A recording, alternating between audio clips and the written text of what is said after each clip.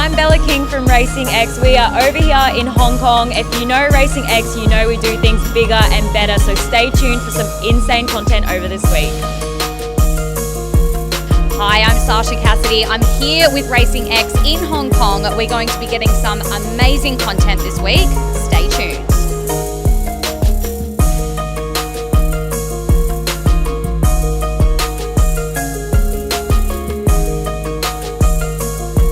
Welcome back, guys, to another very special episode of Racing Extra, proudly brought to you by EMF Australia. Today, we are at the Hari Hotel over here in Hong Kong.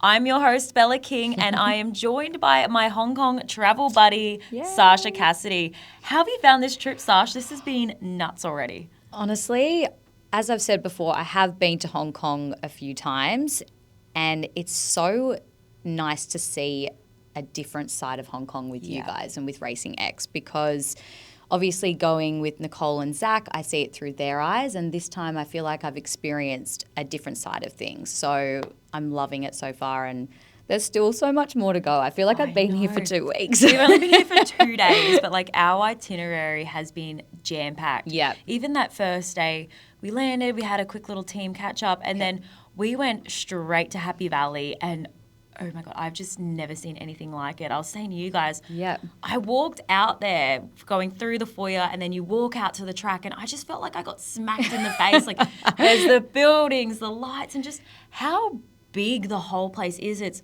almost overwhelming. Yeah. But with the amount of people there, it wasn't. I love to see your face walking through because I could see that you were just like, oh my gosh, like as you said, when you're turning around and you see the building, the lights, the entertainment, the McDonald's setup, which I haven't seen before. I could not believe that. Yeah, that was cool. McDonald's on track. Like, could you ask for anything better, really? It was just insane. Like, I thought Australian racing, especially, we went down for Cup Week, and Spring Carnival is just nuts. It's like our grand final week, and the atmosphere there was insane, but Happy Valley just did it for me. That is my pinnacle. 100%. And I mean, even speaking with Nicole again, she said, you know, this is what it's like most weeks. But obviously you get the fireworks and just that elevated experience with all the amazing Group 1s, and it was unbelievable. You see why they're and the it was best fun. in the We world. got to share it together. It was my first time going for International Week and yours, so we got to do it together. It was great. It was great. And Nicole was brilliant, just running us around, showing us everything. I think we met just about every single person in Hong Kong. We did. Like we did yesterday at Track Work with the Stars. Yes. I mean, going to Breakfast with the Stars and having all of, you know, all the jockeys and trainers all come together in one spot, it just really sets it up for Sunday. Like, it's going to be incredible. Oh, I'm so pumped for Sha Tin. Obviously, we saw it yesterday. There was the barrier draw, so we got to go down to the mountain yard. We saw track work, and even just imagining Sha Tin packed like Happy Valley was, it is going to be a great day's racing. 4 Group 1s. Yes. I am so pumped up for it. 100%. And we got to chat to some really interesting people as well. I got to catch up with Zach, my brother-in-law, Zach Purton. Got to have a good chat with David Hayes and Karis Teaton. So really got the pinnacle of Hong Kong there. No, it was great. It was good to have a chat, and I obviously got to speak to Zach a little bit, sort of touch on Kaiying Rising and find out when he realised how special this horse was. I'm really excited for that interview. That horse, obviously its first Group 1 task coming up. And everyone's comparing this horse to the likes of Black Caviar and just the greatest horses in the world. And to see him in this race, it is going to be a stellar performance. Yeah. And I think, I mean, we can touch on it later on, but yeah, it's just going to be so exciting to watch. I can't wait to see it. I think we head over to that little interview now. Yeah. Now, Zach, thank you so much for joining us on Racing X. Now, at what point in time did you know that Kaiying Rising was special? I think after his last start. Yeah. You know, he's always shown us a little bit, and he's got a good record. He's only been beaten twice and been beaten in 2 photo finishes. He's always been a trier, but he was always a little bit weak and a little bit immature. But as time's gone on, he's sort of developed and he's got stronger, and his turn of foot has got better and better. His action's getting better. He's getting more confident in everything he does and the way he handles himself. And he just started to relax a little bit more in the trials on race day behind the gate. So he just continued to take all the right steps, which is what you want to see. A young horse that is not developed, performing well, and you know that when they do fill out into their frame and mentally start to put things together, that you hope they can, get to a certain level. But 2 starts ago, he was just outside the track record, and it's great to do that once, but then when you can come out and back a performance like that up again at his next start and break the track record, that's when you've got a pretty handy horse. Now, you've been here for 18 years. How has the carnival changed over time? For me, it's got better and better. When I first came, I was riding some pretty slow horses. So as time's gone on, I've been given more opportunities, and fortunately for me, I've had a lot of luck at this meeting, and hopefully I can bang another big one out on the weekend. And what's the best advice that you've ever been given? keep turning up. Keep turning up. Not every day is easy. A lot of days are hard, and things don't go your way. But you just got to keep turning up, and sooner or later something will happen. Well, thanks so much for joining us, and back to you, Bella. That was a brilliant interview with Zach. I love Kaying Rising aside, just the life that he's built up here, and like he said in the interview, just that constant persistence and dedication and keep showing up. He's obviously had quite a tough task to make his mark, but boy, has he just cemented himself over here in Hong Kong. Yeah, he really has. And I think the key to success is being a good team, and I think that Nicole and Zach have been a great team, obviously, and that's why they've been here for so long. But no, I never thought I'd be here interviewing Zach, so I had a great time. 100%. Yeah. Another Aussie to really make his mark over here in Hong Kong was obviously Brenton Abdallah, and he's aboard California Spangle, who, if there is a rival for Kaying Rising, this horse is definitely it. He obviously famously denied Golden 60 in the Hong Kong Mile, but he's refound his career as a bit of a sprinter, so I'm really intrigued to see him in this race. Yeah, and I mean, Brenton's come to Hong Kong and really made his mark, him riding for Tony Cruz. So, yeah, you can never underestimate Tony Cruz going into a race. But, yeah, so it'll be an interesting race for sure. Well, I was really excited to catch up with Brenton yesterday at track work, so I'm really excited for you guys to see Brenton Abdallah here on Racing X. Brenton, thank you so much for joining us. Now, I have to start with the racing culture in Hong Kong is just insane. There's jockeys on billboards. Everywhere you look, racing's in your face. As an Australian, what key differences have you noticed in that? It's very different. The main thing is that they all know the riders here. There's obviously only probably 10 expats here, but like you said, this time of year, you're going through the tunnels and there's billboards of you everywhere. So it's a very big thing in Hong Kong. Takes a little bit to get used to. You could be anywhere out and you're getting your Chinese name yelled at you. So very different, but very proud to be here and obviously to deal with that. As you were saying, you've been here for a while now. What's your favourite thing about Hong Kong? I just enjoy the lifestyle. Only doing 2 days a week. I live on track, so I walk to work for Sha Tin on a Sunday. But get to spend plenty of time with my family and my kids, and that's the main thing. And obviously the racing, when you got days like Sunday, to be representing Hong Kong, it's pretty special on a world racing event like that. Absolutely. Now this weekend you've got California Spangle, has a big task behind Kaying Rising. How's the horse going? I think the horse is in good order. He ran really well first up. A little bit below his best second up, but we rode him a fraction differently. Sunday, I'm tipping he'll be peaking. We'll ride him aggressive, but I haven't seen any chinks in Kaying Rising's armour yet, so he's obviously going to be the one to beat. But my horse is a multiple Group 1 winner, and I'm enjoying to get back on him. Any other horses we should be paying attention to? I think my undercard's pretty strong. A couple of horses, California Totality will run well. Invincible Lucky can run well. So.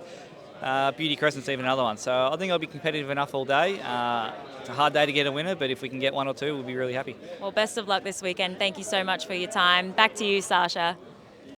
Well, it was great to see Brenton touching on, being in Hong Kong, and as we saw, when you land, there's billboards everywhere of the jockeys and horses, and it's just incredible. And I think it's also interesting how many jockeys have said that they love that when they come to Hong Kong, it's riding 2 days a week. Mm-hmm. They get to spend time with their families. And I think that's really important for them. I think so too. Yeah. Something in Australia that I think we really lack, and we see a lot of people get burnt out, is that we race 6, if not 7 days a week. Yeah. You're traveling racecourse to racecourse. You might be, even in like New South Wales alone, you can be riding at Hawkesbury and then you're at Randwick and then you're going out bush and you're doing so much travel, especially as a jockey. So if you're riding, you are leaving the house 6, 7 a.m. if you haven't already done track work, and then traveling, you're getting home late and you do it all again tomorrow. Yeah. So I'm sure a lot of the guys that have come from Australia over here must really appreciate that bit of balance. Yeah, and they also obviously enjoy the lifestyle of being able to see some incredible restaurants and go and check out the city together. And no, you can tell why they love it. Oh, I would too. And it's just a complete different vibe. I know I keep saying this, but the racing culture is just entrenched within the city. Everywhere you go, like Brenton was saying, like it's just everywhere. And I think that makes a massive difference in everyone's appreciation for this sport. Yeah, I agree. It is everywhere, and I think that the Jockey Club does a great job promoting Hong Kong racing. So you can see why we all want to come over here. I'm glad to be a part of it now, right? There's a few more Aussies in the Hong Kong Mile, actually. And yes, my headline act in this has to be Antino. I am so pumped to see this horse run. And I know a little shout out, if you guys watched the first episode of Racing Extra, our founder Sterling has pumped up this horse. So I can guarantee our social media is going to be flooded if this horse wins. Yeah. It is going to be brilliant. But it will. What a moment for Tony Golan. He's come over here on boys' trips previously, but this is his first horse to come over to Hong Kong, and he's in with a real chance. And I think as well the fact that Blake's riding it, I think we've already spoken about this before, but Blake Shin, he's riding the Toorak, like if he can come out and do something like that again. Outstanding. Yeah, so I'm excited to see. And like you were saying, like the locals' knowledge of Blake being on, he knows his tracks and he's rode here so well in his time over here in Hong Kong. Yeah. It is such an advantage, and then to have an affiliation with the horse as well. Yeah. No, I'm really excited for this race. Yeah. Another one that I think could be a really good contender is the Japanese horse Soul Rush. Yes. He actually won his first Group 1 in his last start, and he ran really well. And you can't overlook the Japanese horses here. No, you can't. There's going to be a few horses that will probably go under the radar, and there might be a few surprises. So, you definitely can't underestimate the Japanese horses, that's for sure. I'm also really pumped to see Docklands run. This is Harry Eustace's first horse actually coming over to race in Hong Kong. And I'm sure he's probably had a couple of trips over here now with Dave being here. But this horse has been a bit of, I don't want to say a flagship horse for him, but he's just been able to show his face to the rest of the world with this horse. He obviously came down to Australia, ran in Melbourne, ran in Sydney, and was a little bit unlucky. He comes over here with the blinkers on. Yep. I actually got to catch up with Harry yesterday, and he gave us a little bit of insight into life into Hong Kong and obviously Docklands himself. So I'm excited for you guys to hear Harry Eustace here on Racing X. Thank you so much for joining us on Racing X, Harry. Now, Docklands has sort of taken you all over the world at this point. How are you guys settling into Hong Kong? Yeah, he's settled in great. He arrived a couple of weeks ago now. He came over from Oz a little bit earlier with Lazat as well, I think. So he's settled in great. I arrived yesterday. I've settled in pretty well as well. So no, all's positive. Can we rely on Dave to sort of show you around the local ropes? Is there any spots that you're going to hit up if you win? Yeah, he wasn't much use to me last night, but I hope the rest of the week he comes good for us. But sadly, we're flying out that Sunday night, so we'll have to keep it pretty close to the airport. But no, I'm sure there's a few spots we'll try in the next couple of days. Very quick trip then. Did you go to Happy Valley last night? And if you did, how did you find the atmosphere there? Yeah, first time. So it's my first time to Hong Kong, first time to Happy Valley. Fantastic experience, great atmosphere. I mean, every race, the roar for the crowd was fantastic, very eye-opening. And, sadly we didn't back any winners, but we had a great time. And, it's looking forward to Sunday and what we can do at Sha Tin, yeah. Well, the Hong Kong Jockey Club does such a great job in bringing a next-gen racing audience in. I've personally not been over to the UK. How do they go about it over there? Yeah, I think it's slightly trickier. City-based tracks, it's definitely easier attracting a younger crowd, but there are a few racing clubs in particular that are sort of aimed at the younger audience. They do student race days at the racetracks, that sort of stuff, and that's the sort of thing I think we need to sort of pick up on and keep improving on, because, as you said, getting the next sort of younger generation's what it's all about. So there's a few clubs, as I say, student race days, that sort of stuff, but I'm sure there's room for improvement on that as well. What would be one thing that you would do to improve that next-gen engagement within racing? I think sometimes it can be forgotten, what the sort of race day and race goers sort of day is all about, and try and sort of create a package where the whole sort of day of racing is an event. I think sometimes we get a bit hooked up on just the sort of racing story, and actually forget that we're an entertainment sport and an entertainment business at the end of the day, and try and make it as fun for everyone as possible. Absolutely. Well, thank you so much for your time, and back over to you, Sarsha. Well, I mean, Harry's next gen himself, and I mean, his dad was such a successful trainer in the UK. So it's going to be great having the two brothers here in Absolutely. Hong Kong. And I think they can both appreciate, obviously, Dave's experience at Kieran's. They are a very next-gen operation, and everything they do with their social media, they've got CMR Racing, and then I think a CMR page just for the staff, and they are all about that engagement. So it was really interesting to hear Harry's perspective on that in the UK, and they're a very traditional country, so I think they might need a little Racing X pump up. We're happy to do that. We are happy to do that. Well, talking of next gen, we also have another father-son duo coming over here, and they're actually in the Hong Kong Vars with Without a Fight. We've got the Friedmans, and this horse, what a tale. Did the Caulfield Cup, Melbourne Cup double last year. Just an outstanding performance, and then had to have a year layoff. I think it had a tendon injury, and only had one start this season. Obviously ran third behind Via Sistina, the champion of the spring. So great form line to then come over here and take on the world's best. Yeah. It's going to be a really tough task for them, but if they can pull this off, that is going to be a training performance and a half. Well, as we said before, you've got to be in it to win it. So it'll be good to watch. It's going to be an interesting race, this one. Traditionally, the Europeans do seem to have the upper hand. We've also got Aidan O'Brien over here. He's won this race 3 times, and he's got 2 horses in this race, so double the representation. We could have another European win here with either Luxembourg or the St. Leger Hero Continuous. It's going to be a really tough task, but I'm intrigued to see this race. Well, look, I think the highlight of the day for most people is going to be the Hong Kong Cup. Yep. It's hard to go past the champ, Romantic Warrior. Drawn barrier 1, J-Mac on board.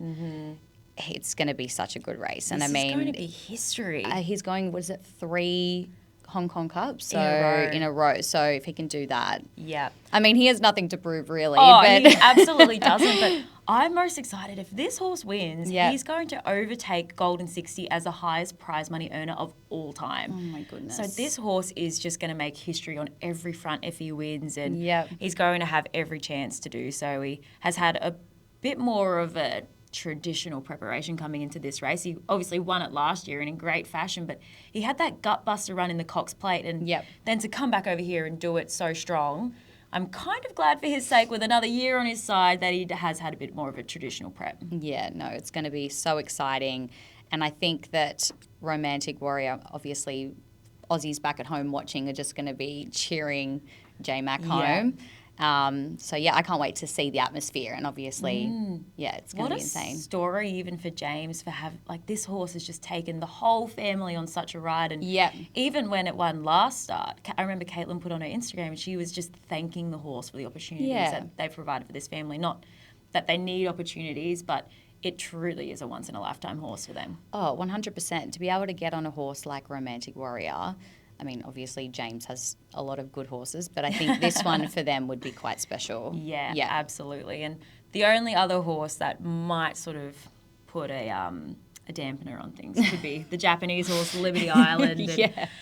I was a bit unsure. She looked a little bit gassed in the Group 1 Tenno show last start, but the Japanese, they just know how to prime these horses, and I can almost guarantee that this is the grand final and it'll be primed and prepped and ready to go. Yeah. Again, I think if anyone beats Romantic Warrior, kudos. I know.